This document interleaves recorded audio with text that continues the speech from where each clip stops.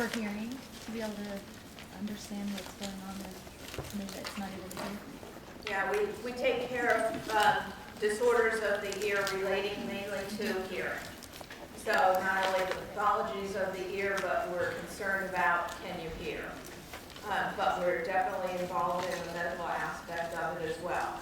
Now, as far as who I am, first of all, I'm a UCF alumni.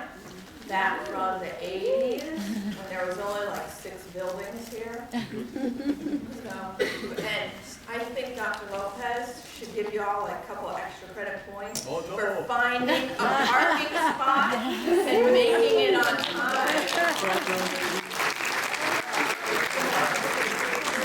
That was scary. I was going, oh my gosh.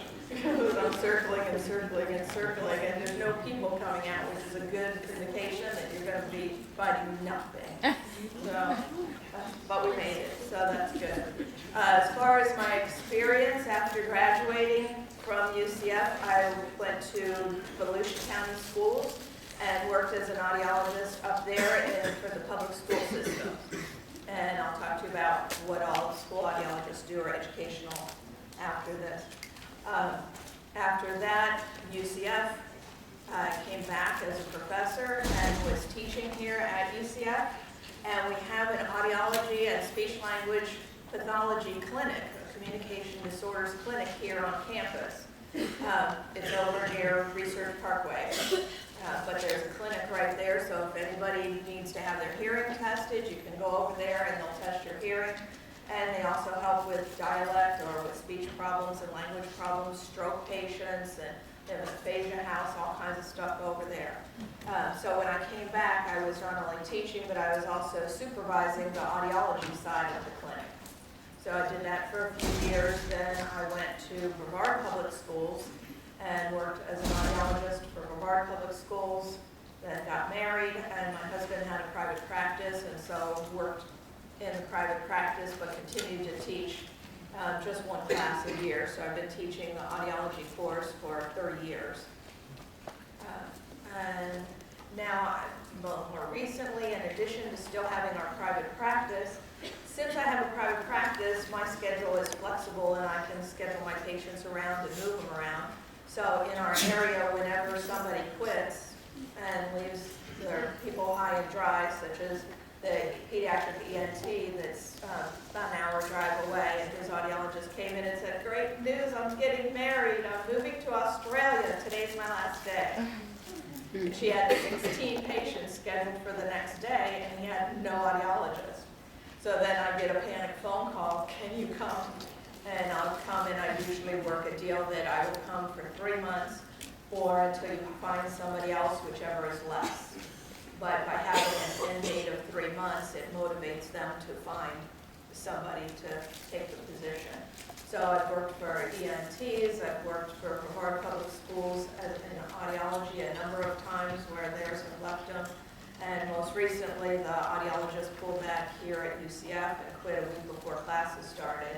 And so I came back and supervised the audiology clinic and took care of the making sure the students had their hours so they could graduate.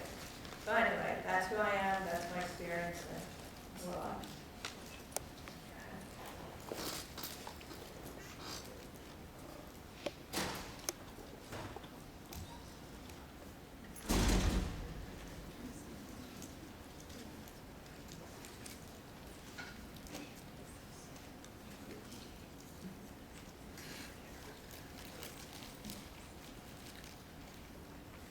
that only took me about 6 hours.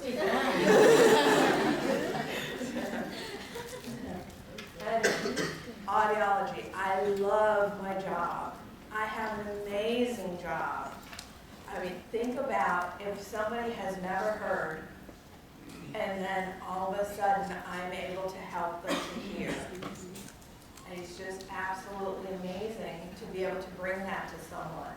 Helen Keller was, of course, both blind and deaf, and she said that if she could only have one of those senses back, that she wanted to be able to hear. Because as far as blindness, yeah, you have problems with mobility and getting around and different problems, but when you can't hear, you cannot communicate. And that made her out of touch and isolated from the rest of the world. And so she felt that that hearing loss was a much greater disability than someone who's hearing impaired, or excuse me, than blind. Stick with me, I'll really confuse you by the end. So as far as what is an audiologist, and my little button doesn't work.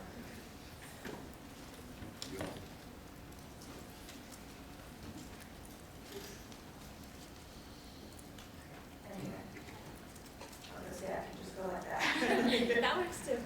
Okay, that's the boring definition for it, and it's going to give you where we're going to look at each thing, so you don't have to worry about writing it down right now. So the boring definition is discipline involved in the prevention, education, assessment, diagnosis, and treatment of hearing loss and vestibular disorders. So first of all, let's go grab the vestibular just for a second, because if you've had anatomy at all, you know that the vestibular system is also in your ear, where you have your semicircular canals.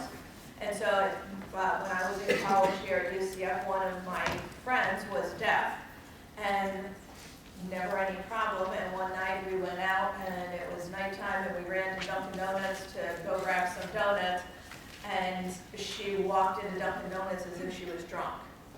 And it was a matter of when it got dark, she wasn't able to use her eyes to compensate for the vestibular problems that she had. And so as soon as it would get dark, she would walk as if she was drunk. So they go hand in hand. So audiologists also deal with vestibular disorders and treat that. Okay.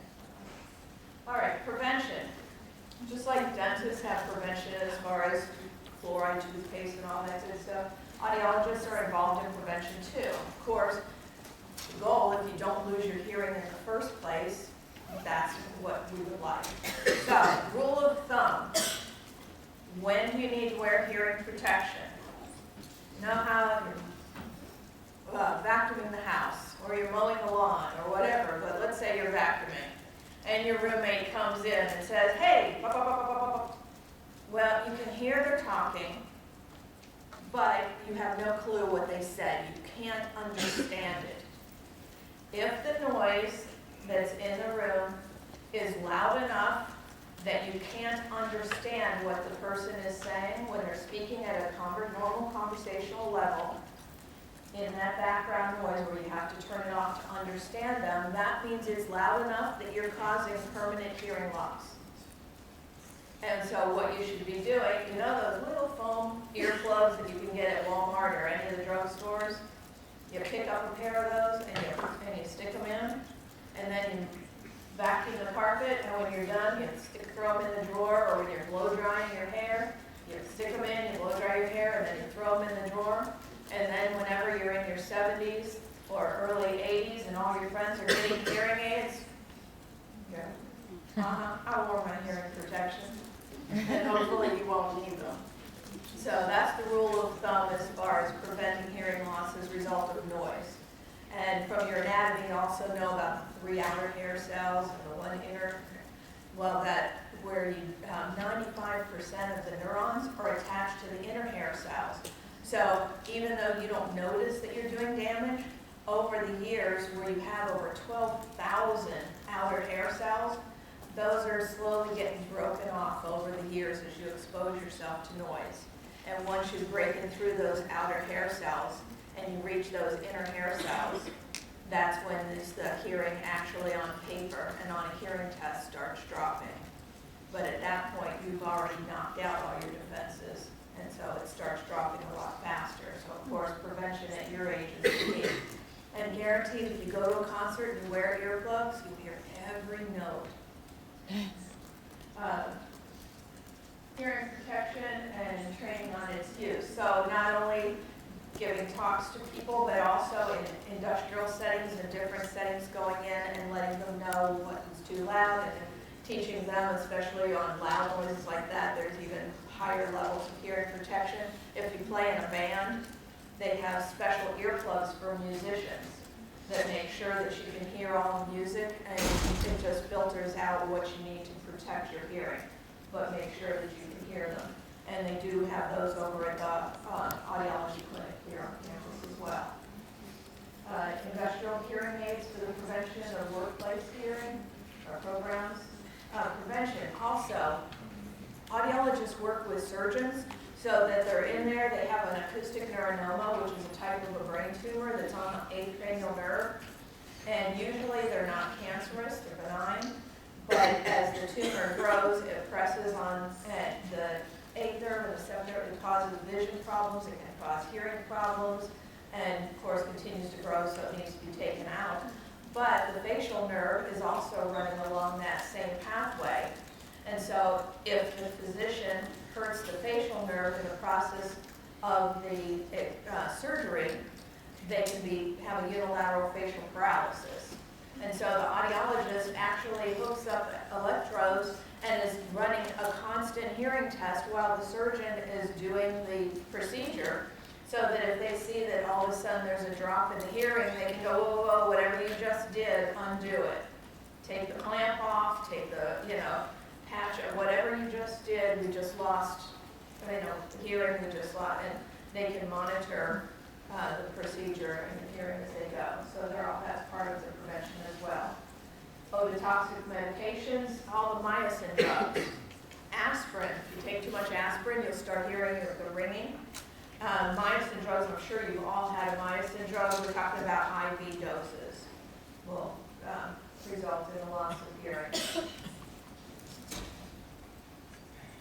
Identification, we already talked about how the vestibular disorders, but whenever we talk about identification, as my one little guy shows by his nose growing, Brevard Public Schools, we have at least 10 kids a year that are faking a hearing loss when they come in. So, have any of you, when you were little kids, wanted glasses? Anybody? Mm-hmm. Same type of deal with little kids. They have a classmate that has hearing aids, and they think they're cool. And so when it comes time to screen their hearing, they purposely fail the hearing screening because they want hearing aids. So you'll get children in for that. The 7th graders, they usually screen, or they always screen for the state of Florida 7th grade. And so of course the 7th graders, they're just cool. And so you got them lined up, and then it's like, watch me pull the wool over the school nurse's ear, or eyes. And so they fake a hearing loss just to be, just to be cool and have some fun, not realizing that then a letter goes home to mom saying they failed their hearing test, and now mom takes off work to bring them in for a full evaluation. And they have a choice: do they fess up to mom that they were horsing around in school and failed it on purpose, or do they continue the lie? They're 7th graders. They continue to lie. They all continue to lie, and they continue to fake it. So, and then you have children with problems that fake it because they need help. So we had one little girl at Brevard County. She was tested not by the school system and outside. They didn't catch that she was faking it. She was actually staffed into the deaf and hard of hearing program. Her grandmother paid $5,000 for hearing aids. The next evaluation, she was saying that it was even worse. They were considering doing a surgery to have a cochlear implant surgically inserted. Grandma wanted a second opinion. I tested her, and to make a long story short, she had normal hearing. Absolutely normal hearing. And so that's one of the really challenging parts of the job, being able to detect when someone is faking a hearing loss. For adults, sometimes it's for insurance reasons. They got in a car accident and pretend like I have a unilateral hearing loss, permanent disability on that side, and get some money for it. And other reasons as well, but they always have to be on the lookout for that too.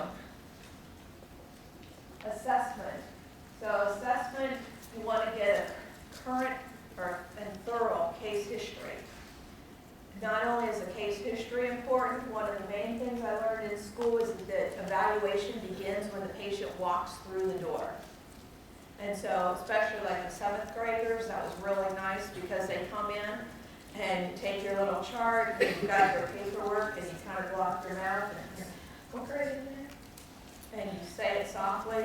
and 7, and then you'll ask them another question softer, still blocking your mouth, and you just keep going softer, and you can go, okay, they're doing fine.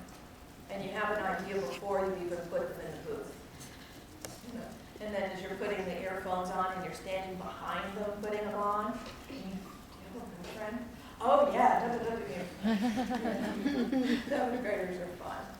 So, but anyway, so you need to have the history. History can give you so much information. History on their speech, history on their language, on their development. Did they have trouble walking? If they walked late, maybe there was a vestibular problem. If there's a vestibular problem, there's frequently a hearing problem. So they all go hand in hand. History is extremely important. And I know that as physicians, it's also extremely important with the assessments that you'll be doing. You want to do as many tests as possible to get a full picture. Think of each test as giving you a puzzle piece. So you want to have enough puzzle pieces that you get an accurate picture, but you want to do as few tests as possible as far as putting them through more work. Can you hang up on whoever it is and turn it off, please? Thank you. My mom's in the hospital, but she's okay, but that's why I still have it on, but stay a little bit and come out.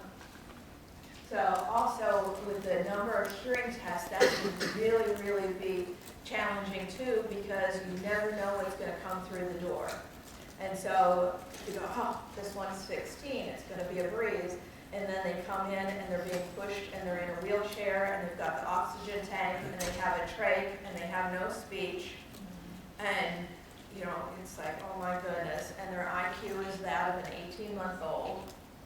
And you have to find a way, how am I going to test them? You can't say, if you hear the beep, raise your hand. They can't raise their hand. They don't have the IQ to understand to raise their hand. They don't have the physical ability to possibly to turn their head side to side. And so you have to look, what can they do? Okay. And use what abilities they have left and somehow make a hearing test that you can get accurate results on that individual. And so, you have that come in. And then, of course, you have the non-organic hearing losses come in. And then you have the next one come in that's ADHD. And they are just bouncing off the wall.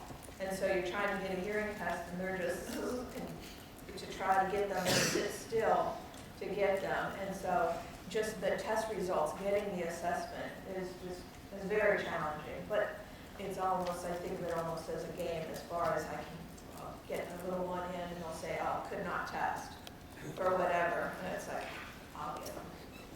And so it's fun to be able to try to get the results that others can't get.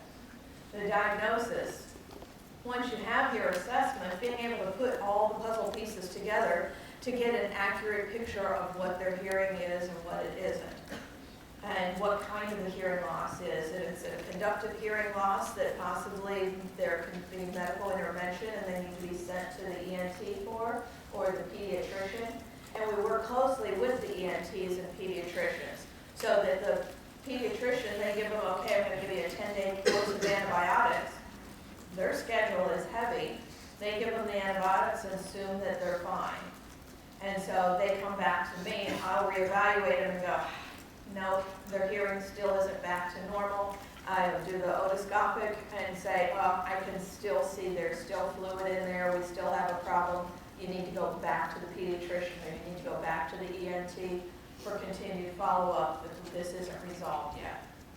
And parents sometimes are really bad as far as it's hard taking care of little kids and it's easy to miss doses or they think that they're better. And so they stop giving the medication. And for antibiotics, it's critical that they don't do that because it comes back even worse. And so sometimes it's as a result of how the medication was given that it came back. Sometimes it's just that the strains that they're getting, the antibiotics just aren't able to cut it. And so it's still not over. So it's important that we work together with the physicians. Sensory neural hearing loss, where it's nerve damage, being able to assess whether that's the case, whether it's retrocochlear, where it's possibly a brain tumor. Even though we're audiologists and our primary focus is the hearing, were extremely medical. I found brain tumors, I found cholesteatomas, I found broken bones, all kinds of different medical pathologies that you find and have to send on to the physician for treatment. And then, like I said before, we work together with the physician for the best outcome medically and the best outcome auditorily to get them hearing the best they can. Treatment, oral rehabilitation or habilitation. The difference, rehabilitation is someone who already was able to hear and speak and trying to get it back, versus habilitation is a little one that never was able to hear and didn't know how to speak, and so helping from the beginning. Of course, hearing aids is one of the things that we're always thought of, and so huge advancements in hearing aids, where we now have Bluetooth. And so you can, all your different cool Bluetooth devices, your hearing aids, they push the little button and it hooks up their Bluetooth straight to their hearing aids. They can answer the phone directly into their hearing aids, and they can mute the microphone button so that they can be in a crowded restaurant, there's all this noise, and all of it gets turned off, and all they hear is what's coming through the phone. And so they can have a nice conversation once you're out in noise and where other people would have a difficult time. But the hearing aids, some of the things that they have now with them are absolutely amazing, where they can turn down background noise. They have directional microphones. So if I'm looking right over here, it amplifies this. We're figuring that if I'm going to talk to Gabby, I'm going to look at Gabby. She's not going to be talking to me, and I'm going to be looking over here. So since I'm talking to the person that I'm looking at, it amplifies that the most, and everything else it turns down, so that you're in a noisy restaurant or anything, and you're able to hear to your optimal performance. Hearing aids also are programmable these days, so that you can take this funky shaped hearing loss and you can make the hearing aid match their hearing loss. And unlike glasses, your prescription changes, you have to go get new glasses. No, you put the Bluetooth little thing around their neck, and I hook it up to the computer with the new hearing test, and I can change the prescription of the hearing aid to match their new hearing loss. So that's pretty cool too. The advancements in hearing aids in the last 30 years has just been crazy. It used to be a big box that you wore, and they had screwdrivers, and you'd go in with the screwdriver to change the shape, and there was none of the other things, so it was very hard for patients to wear as well. Audiologists work on helping patients with speech reading. So that's basically reading lips. Auditory training, the difference is you're teaching them to use the residual hearing. And so you'll have kids working where they'll cover their mouth actually so they can't read their lips, and have them work on using that little bit of residual hearing and getting used to being able to figure out the words just based on partial information. Specialty areas. Another awesome part about my job, you can change what you do. So you can work where your specialty area is pediatrics, and you work with little ones, and then you get older and you go, you know what, my patients with these little 3-year-olds, these little 4-year-olds, I just don't have the energy that I used to when I was younger.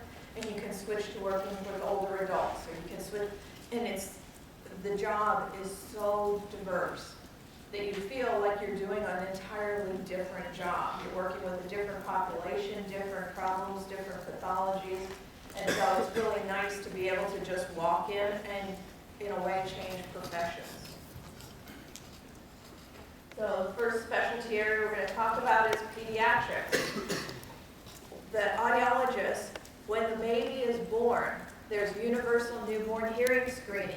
Every single baby that's born in the state of Florida has their hearing tested within hours of being born.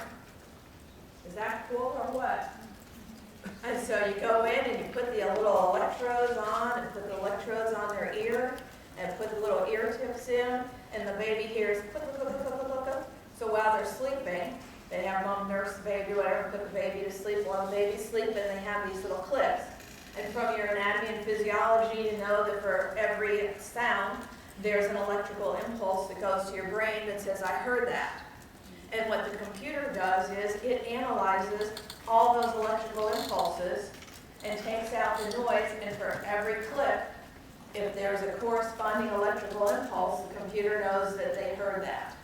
And so it's called an AVR, and you get a graph, and from that graph, I can read it and tell you whether they have a conductive hearing loss, where maybe they were born and they've got still some fluid in their ear from being born, whether they're deaf, totally deaf, whether they've got a sensory neural hearing loss, or what kind of a hearing loss, how severe it is. And with having that information from the time they're born, it used to be when I started, they didn't even have AVR. There was no such thing. And kids would come in and they would think, oh, they're just late talking. And you had kids that were 4 years old that were completely deaf, and nobody ever identified it.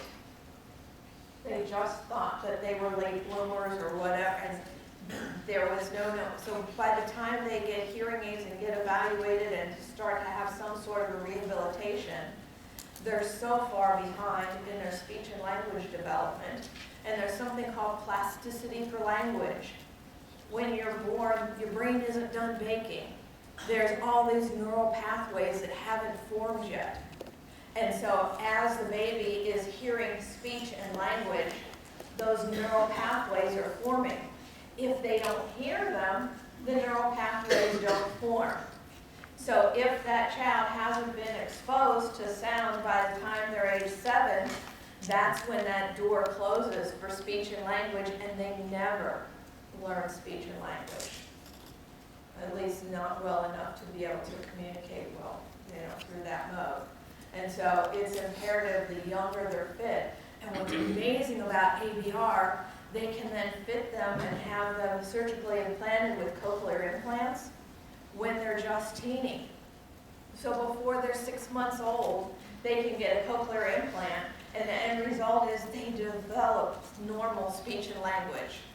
And when I say normal, that means when they test their language level and they're with their peers.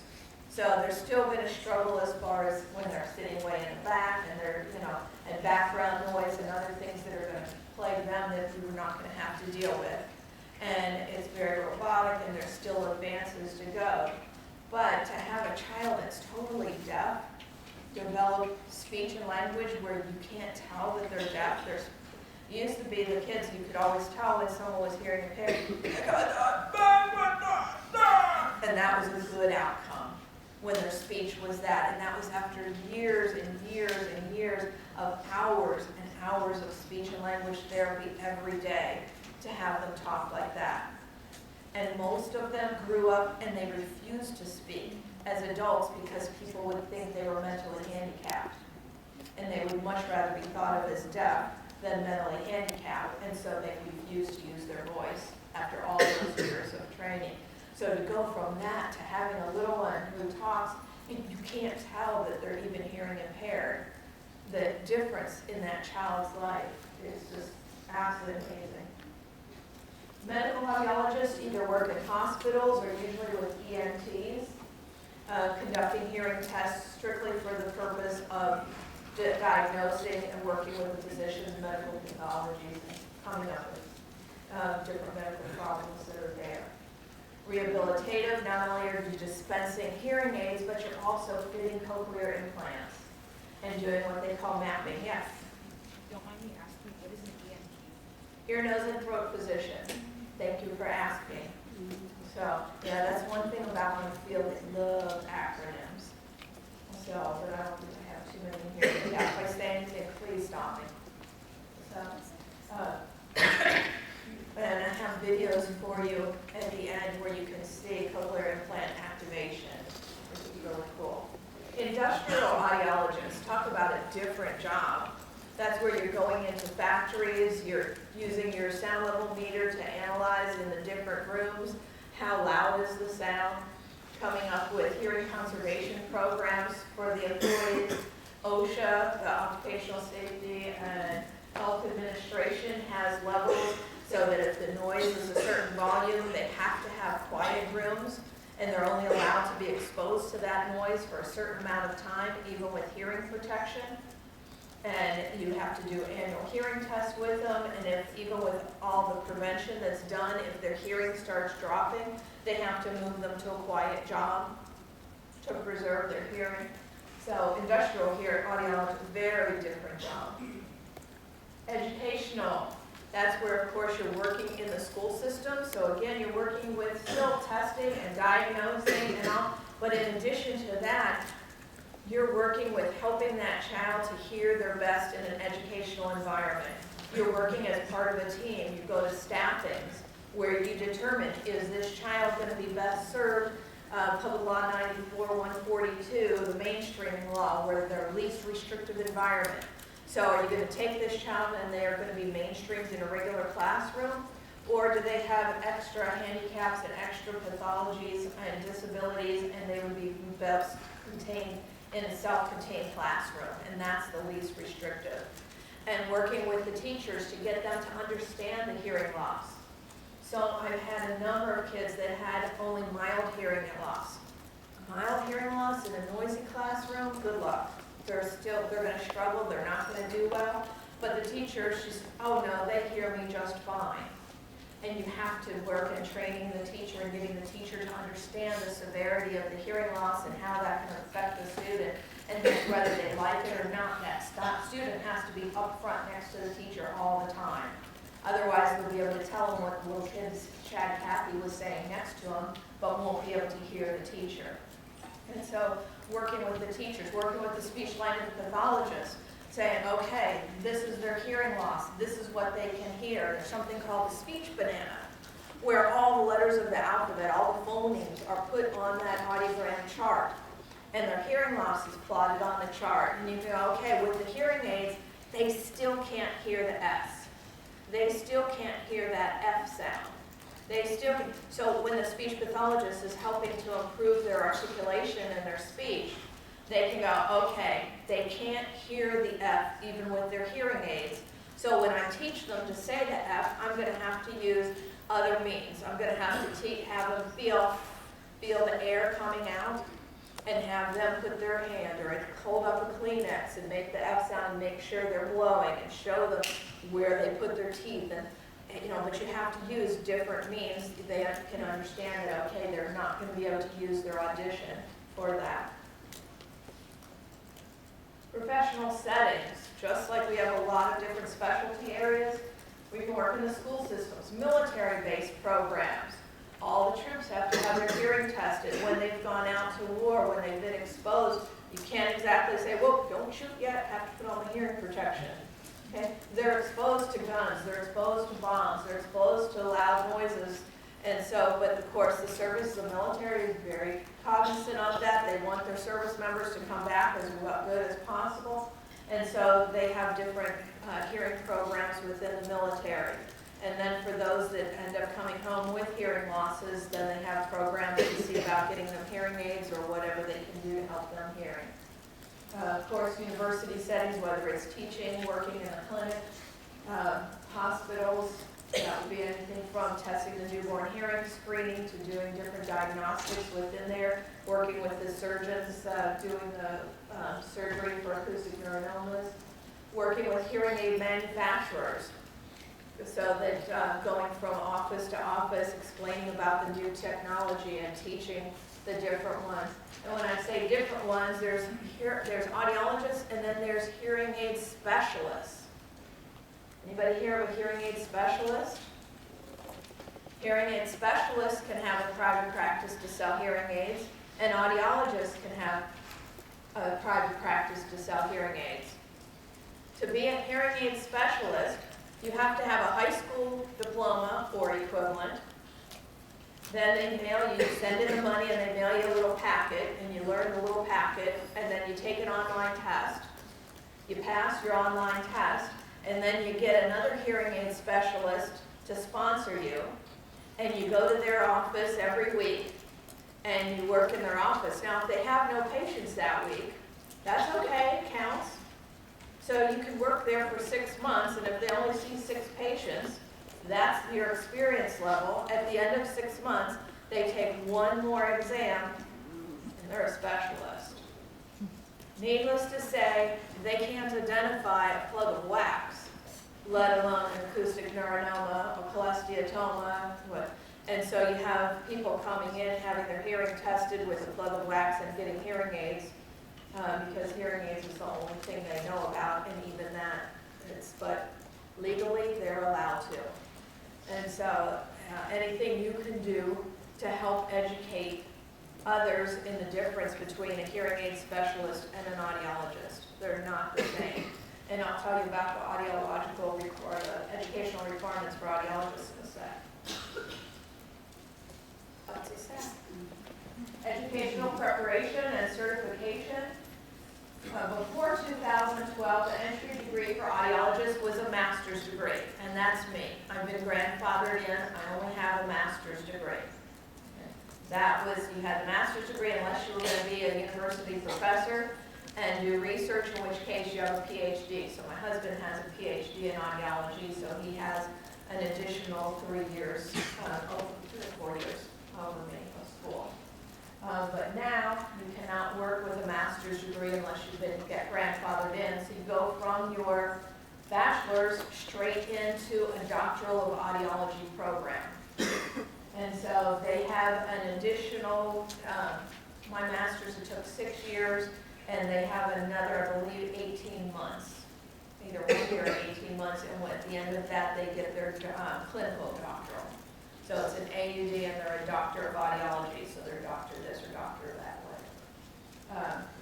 And so they have a bachelor's and an AUD, and then after the AUD, it's followed by a 12-month of a paid practicum. So kind of like our residency, if you will, where you're still considered in training and a student, but it's a regular job and you're getting paid for it, but you have somebody that oversees what you're doing that you can go to and ask for help or have them look over what you're doing and kind of help you through any problems you run into. And then, of course, doctoral and PhD. The doctoral, the PhDs aren't as many anymore just because the only ones who get PhDs now are the ones who want to be full-time university professors. And even in the universities, most have AUDs. So the PhDs pretty much train the AUDs. Certification, our major one is the American Speech Language and Hearing Association, called ASHA. They have a certification for audiologists, and it's your certificate of clinical competency. So my whatever is Monica Utt, MA CCC-A. So that tells you that I did my 6 years of college, I did my year's residency, and then just like a lawyer has their bar exam, audiologists have a national exam. And that's our, used to be called the NEST, but now they call it the Praxis, but it's the national exam, and it's nice and hard. And so whenever you complete all that, then you get your certificate of clinical competency, and now you can say I'm a board certified audiologist. So currently to have that, you have to have your doctoral degree in audiology. Complete 1,820 hours of clinicals. Okay, so the hearing aid dealers, hearing aid specialists that have no set number of patient contact hours compared to 1,820 for audiologists.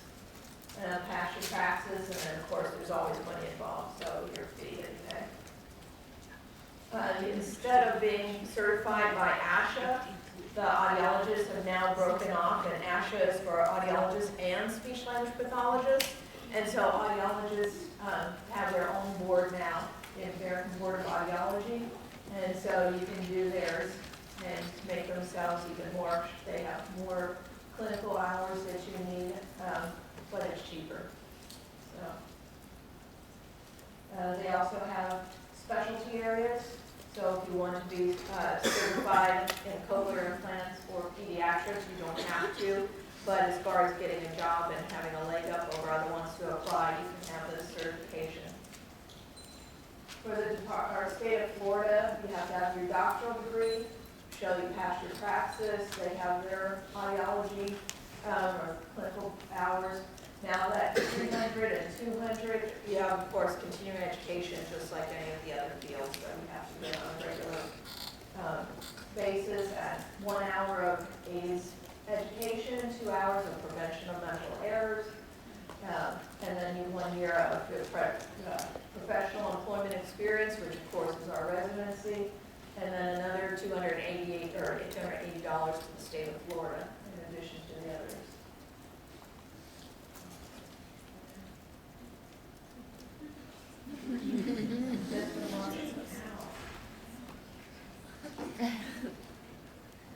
That took me about 4 hours to.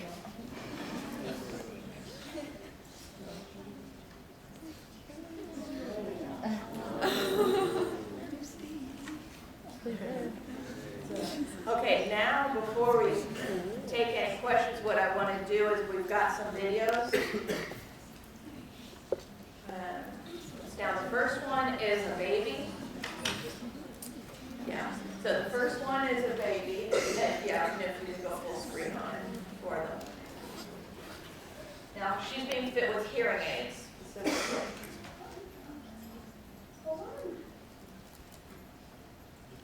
Hi.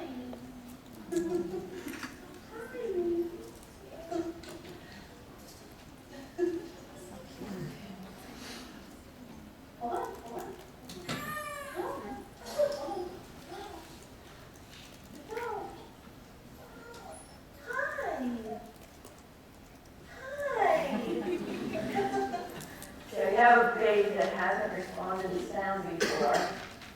Hi. What do you hear? What's next one, Dad? Do you like it? What, do you see your thing? It's not too loud, or else you'd see her jump and start to cry. Good job. Say something. Audrey. What's it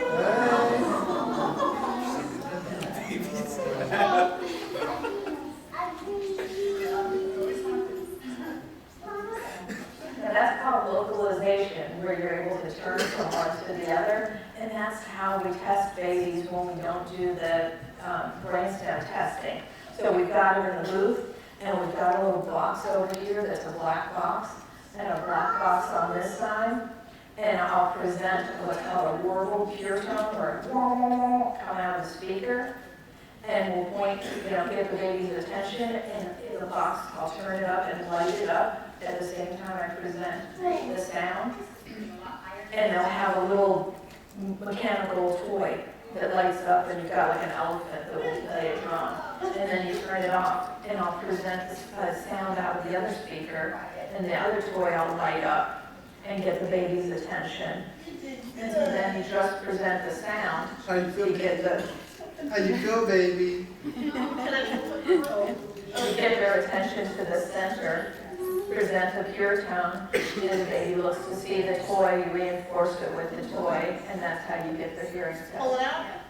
Oh, I heard it. Yeah, it'll whistle, and it won't annoy her, don't worry, even if it seems loud and noisy. It's not, Okay, before we start that one, this is Connor. Connor is cool, he has a brainstem implant. I'm remembering the right guy, I think I am. Hi. Yeah. Do you hear something? Hi. Oh, keep on. It's on. It's not anymore. Keep on. Uh-oh. Uh-oh. And now this is the cochlear implant. So right now, I'm going to drop him down since he did respond to that. It's fixed by a magnet. Hey, good job. Put it back on. I know. Hi, Cooper. Hi, Cooper. Hi, Cooper.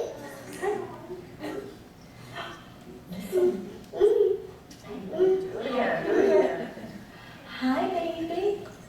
I know I'm doing that. I'm sorry. What's that? Do you hear something? Yeah. It's okay. It's fine. We're listening. Okay, now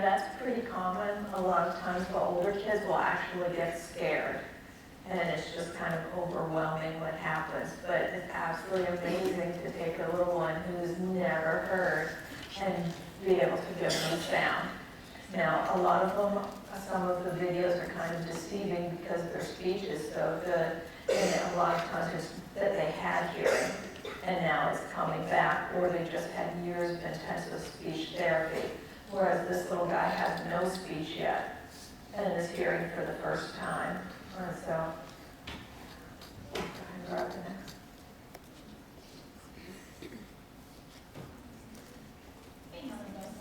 It's a little 4-year-old.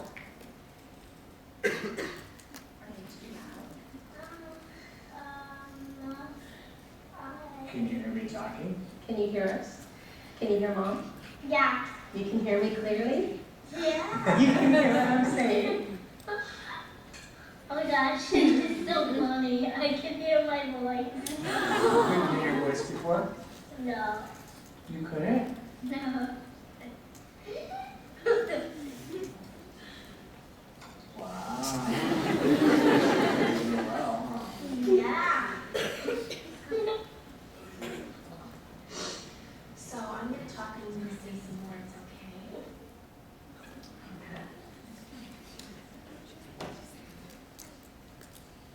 Okay, we're getting older, a teenager.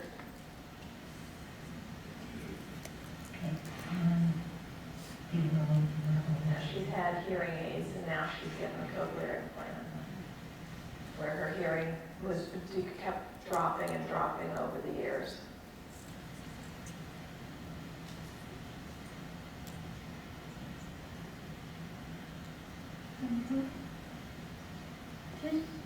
Said you're hearing.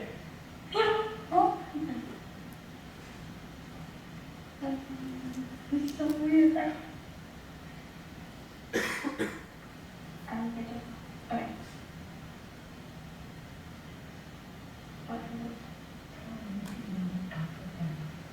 This is weird.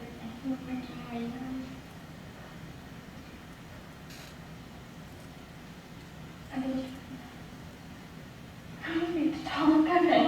It works. I think it works.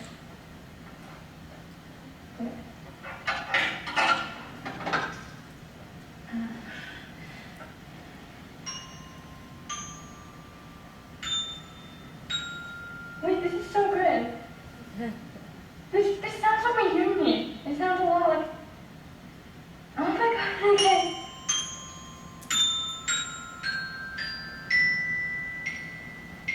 It doesn't sound funny at all. It doesn't sound funny at all. It doesn't sound funny at all. It doesn't.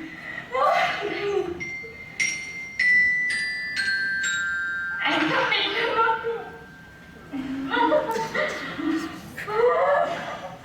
It doesn't sound funny. It sounds good. It sounds good. Oh, that sounds good. Now, can you think of a better job? Can you imagine how that audiologist went home feeling that night? You know? All right, we have one last one for you, and then we'll take any questions.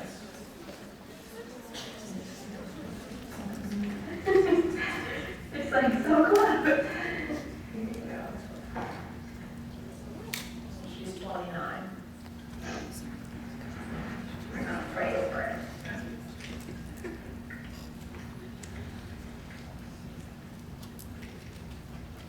There you go. So now technically your device is on. Can you tell?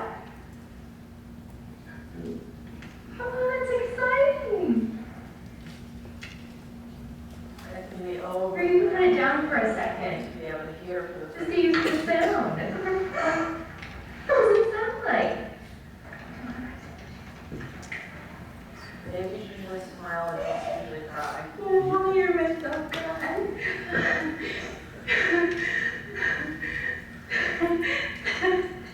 Can you hear me? Can you hear your voice? Does your voice sound pretty loud? No, not really. Well, that's good. My laughter goes loud. You'll get used to all of that over time. Do you want to hear your husband say something? What's really cool. Your brain is an amazing organ. And so my patients, I'll go ahead and I'll fit them with the hearing aid, and they always complain about their own voice. Because the neural pathways from your ear are both afferent and efferent. They both come and go, and so you get feedback on your own voice coming back down into your ears.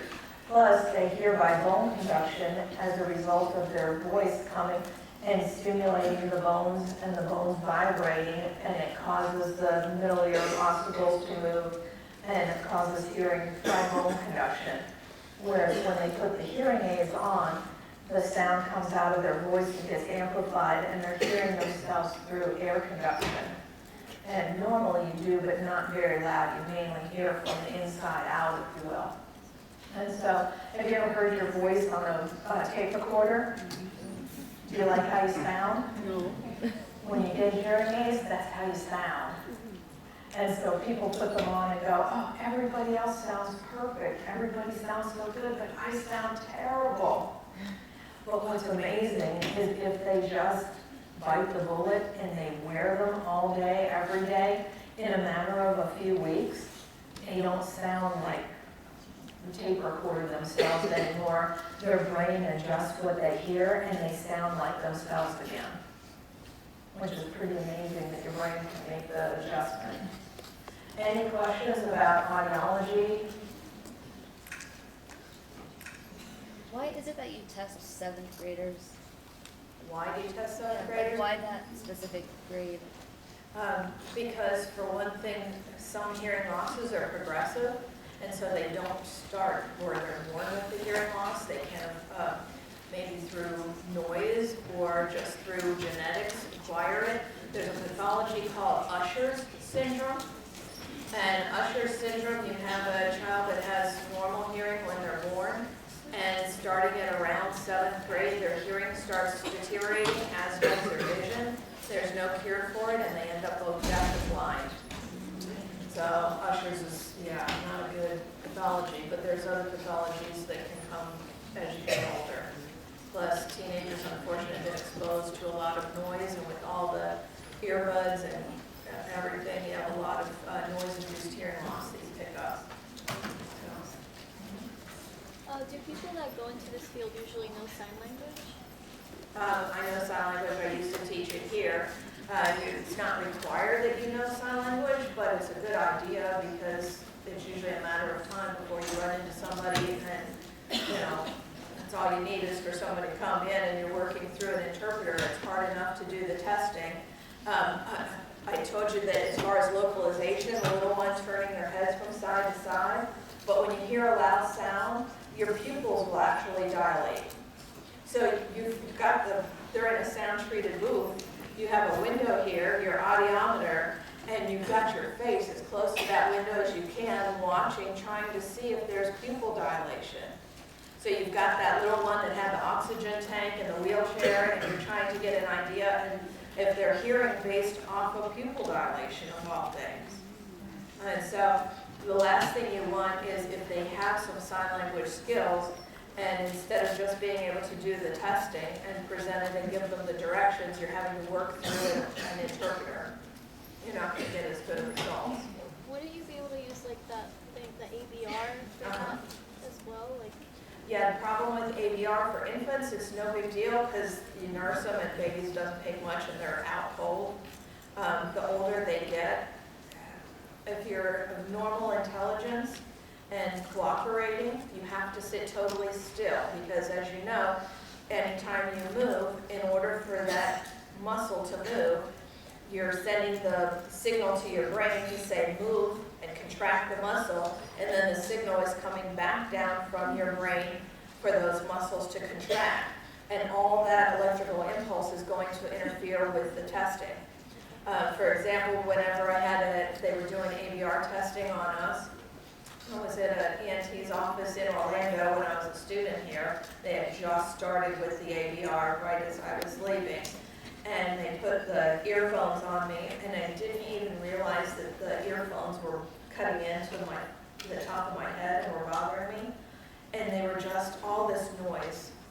where they weren't getting good readings. It was just all jumbled, where there were all these other electrical impulses, and they were trying to figure out what was wrong, thinking the equipment, and finally it came to my consciousness that, this is starting to hurt. And I said, these earphones are hurting, and she got a sponge and put a sponge on my head and then put the earphones. I was like, oh, that's better, and the noise went right away. So before I was even conscious that the earphones were bothering me, they were sending signals to my brain going, oh, this doesn't feel good, and it was interfering with the hearing test. And when kids are faking a hearing loss, and you tell them, okay, you need to sit still and you need to be quiet, and of course, what do? They start wiggling, and they start, because they know that's going to interfere with the test. And so for ABR testing, you have to sedate them, which comes with risk and expense. Plus, the tests are expensive, the equipment is expensive, so like the varsity schools doesn't have ABR equipment. And of course, we're not going to put people to sleep. You want them to be in a hospital or where there's a anesthetist and where there's physicians in case they run into problems. So you want to try to do them without ABR testing if possible. But good question. Anything else?